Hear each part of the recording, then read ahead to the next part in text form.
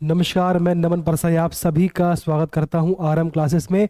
आज हम पढ़ने वाले हैं मध्य प्रदेश की कला संस्कृति के अंतर्गत बघेलखंड के लोक गायन। इसके पहले हमने निमाड़, मालवा और बुंदेलखंड के लोक गायन पढ़ लिए हैं। उनकी लिंक डिस्क्रिप्शन में, वहां से आप इसको पढ़िए। एग्जाम के लिए आपको काफ़ी लाभ इससे मिलने वाला है। हम जो पढ़ते हैं मैप के माध्यम से पढ़ते हैं ताकि आपको समझने में और याद करने में आसानी हो पाए। चलिए शुरुआत करते हैं। ये मध्य प्रदेश का मैप है। मैं हर वीडियो में आपसे कहता हूं कि आपको एमपी का मैप याद होना अति आवश्यक है, ताकि आपको जो आने वाले टॉपिक है उनको समझने में और याद करने में आसानी हो। चलिए, ये हमारी वेबसाइट है arambclass.com।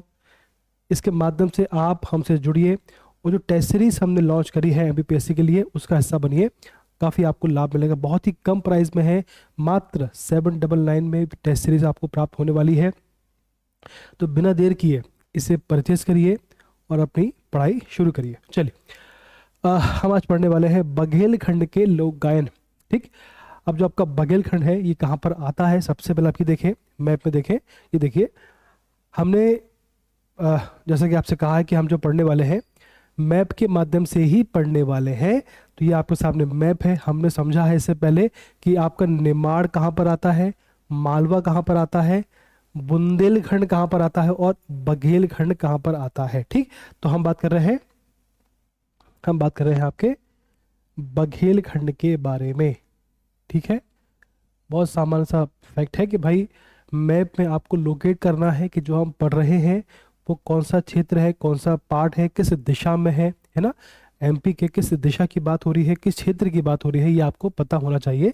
अच्छे से आपको पढ़ना है तो। ठीक, तो ये आपका हो गया बघेलखंड। ठीक, तो हम पढ़ रहे हैं बघेलखंड के लोक गायन।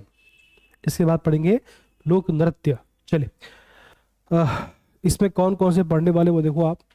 इसमें आपके मुख्य चार है, बस देवा गायन, बिरहा गायन, है ना, फिर आपका है विदेशिया गायन, अंत में आपका आता है फाग गायन। फाग गायन आपको बहुत जगह मिलेगा, इसको हम बार बार नहीं पढ़ेंगे। आज हम तीन पढ़ने वाले हैं, बस देवा, बिरहा और विदेशिया गायन। ठीक, चलो, सबसे पहला आपका आता है बस देवा गायन। इसके बारे में देखें। गीत को एक पारंपरिक गायन जाति हर बोले। अब देखो, एक यहाँ पर एक सेंटेंस आया है, पारंपरिक गायन जाति हर बोले। जो हर बोले जाती है पारंपरिक मतलब गाने गाती है, पारंपरिक गायन गाती है, ये है ना पारंपरिक गायन जाति। ये जाति जो है इसका संबंध पारंपरिक लोक गायन से है। ये आपको क्लियर हो गया। ठीक, तो पारंपरिक गायन जाति हर बोले द्वारा प्रस्तुत किया जाता है। तो जो आपका बस देवा गायन है उसका संबंध हर बोले जाति से है। ध्यान रहेगा, ये कभी आपसे क्वेश्चन आ गया कि हर बोले जाति का संबंध किस लोक गायन से है, तो इसका आंसर होगा बस देवा गायन। बस देवा गायन का संबंध किस अंचल से है, किस क्षेत्र से है, आंसर है बघेलखंड। ध्यान रखना है आपको। जो व्यक्ति गाना गाता है उसे श्रमण भी कहा जाता है। अब ये बेसिक फैक्ट है। अगर आपसे मेंस में मुख्य परीक्षा में क्वेश्चन आ गया कि भी श्रमण क्या होता है, तो सिंपल सा आंसर बनेगा कि जो व्यक्ति बस देवा गायन को गाता है उसको श्रमण कहा जाता है। ये आपका बेसिक आंसर बन जाएगा। प्री में अगर आ गया कि श्रमण का संबंध किस गायन से है, तो बस देवा, यह आपका बघेलखंड भी आ सकता है कि बघेलखंड अंचल से इसका संबंध है। और जो इसको गाता है वो पीले कपड़े पहनता है या भगवा वस्त्र धारण करता है, यह आपको पता लग गया। भगवान कृष्ण की मूर्ति रखता है और छुटकी, पायजर और सारंगी की मदद से ही गाना गाता है ना, इसको गाता है सारंगी की मदद से। अब देखो इस प्रकार से ये रहते हैं। एक और है गाना श्रवण कुमार की कहानी बताती है। ये देखो इस प्रकार से वो गाना गाते हैं, देख पा रहे होंगे आप। इस प्रकार से अपनी वेशभूषा होती है। और भी एग्जाम्पल है लेकिन ये एक मुझे अच्छा मिला, तो इस प्रकार से वो लोग गाना गाते हैं। ठीक, चल आगे देखें। अब है बिरहा।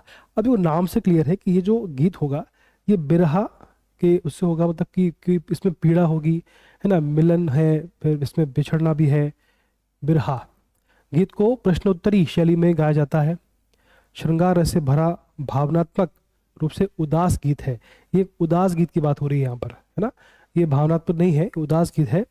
और इसमें देखिए आप, इस प्रकार से ये प्रश्नोत्तर शैली में इसको गाया जाता है। ध्यान रहेगा आपको, मतलब कि प्रश्नोत्तर शैली में इसे गाया जाता है। देखो इस प्रकार से एक स्टेज बनता है और उस स्टेज में अलग अलग ग्रुप के लोग खड़े होते हैं और प्रश्नोत्तर शैली में एक दूसरे से प्रश्न करते हुए ये पूरा चलता है। और अलग अलग फेमस इसके गायक भी होते हैं कि भाई बिरहा गायक के अलग अलग क्षेत्र में कौन कौन से गायक हैं, तो आपस में वो लोग प्रश्नोत्तरी फॉर्म में इसको करते हैं। ठीक, तो ये प्रश्नोत्तरी शैली में होता है और इसमें श्रृंगार रस, ये अब देखो इसमें चूंकि मैंने आपसे कहा था, मैंने आपको बताया था कि नाम से इसको लग रहा है कि नाम से आपको कंफ्यूज नहीं होना है। ठीक, अगर बिरहा गायन की कभी क्वेश्चन आता है कि बिरहा गायन का संबंध किस रस से है, बहुत ही बेसिक क्वेश्चन, शायद एग्जाम में आपसे पूछ ले कि बिरहा गायन में किस रस का उपयोग होता है, तो भी श्रृंगार रस इसका सही उत्तर होगा। इसमें आपको कंफ्यूज होना बिल्कुल भी नहीं है। ठीक, श्रृंगार रस से भरा भावनात्मक रूप से उदास गीत है।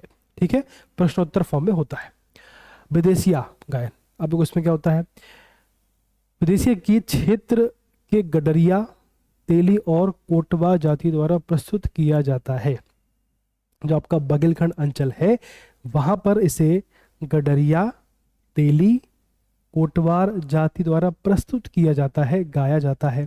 इतना क्लियर है आपको। अब क्वेश्चन मैंने आपसे पहले भी कहा है, कभी आपसे क्वेश्चन आ गया कि विदेशिया गायन का गान कौन कौन से लोग करते हैं, 4 ऑप्शन होंगे, एक ऑप्शन में ये 3 नाम आपके सामने होंगे, तो यही आपका सही आंसर। इस प्रकार से भी क्वेश्चन आजकल बन रहे हैं, इसीलिए आपको ध्यान से पढ़ना है और नोट्स बनाते चलना। ठीक, तो गडरिया, तेली और कोटवार जाति द्वारा ये गाना गाया जाता है, ये गान लोक गायन का। अब जो गाने की थीम है, प्यार, जुदाई और फिर से मिलने की उम्मीद, मतलब इसमें मिलन है फिर बिछड़ना भी है। तो उस दौरान मतलब मिलने की आस में और बिछड़ने की के गम में जो गीत गाते हैं उसका वर्णन इसमें किया गया है।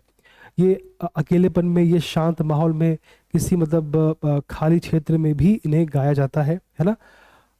इस प्रकार से देखिए, ये अगर आप देखोगे इस प्रकार से गाना गाते हैं स्टेज पे। ये दोनों जो हैं आपस में मिलन मिलन की या फिर बिछड़ने के संबंध में जो गीत बनते हैं उनको गाकर जो है लोगों का मनोरंजन करते हैं। ठीक, इस प्रकार से ये होता है आपका विदेशिया गायन। ठीक, तो आज हमने बेसिकली लोक गायन को पूर्ण कर लिया है। लोक गायन में जो आपके निमाड़, मालवा, बुंदेलखंड और बघेलखंड के जो लोक गायन थे उनको आज पूरा पढ़ लिया है।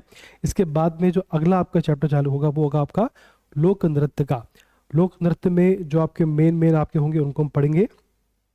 इसी प्रकार से हम एमपीजी के पढ़ते रहेंगे। यदि आपने अब तक हमारे चैनल को सब्सक्राइब नहीं किया है, सबसे पहले सब्सक्राइब करिए, शेयर करिए और लाइक करिए। धन्यवाद। Best of luck.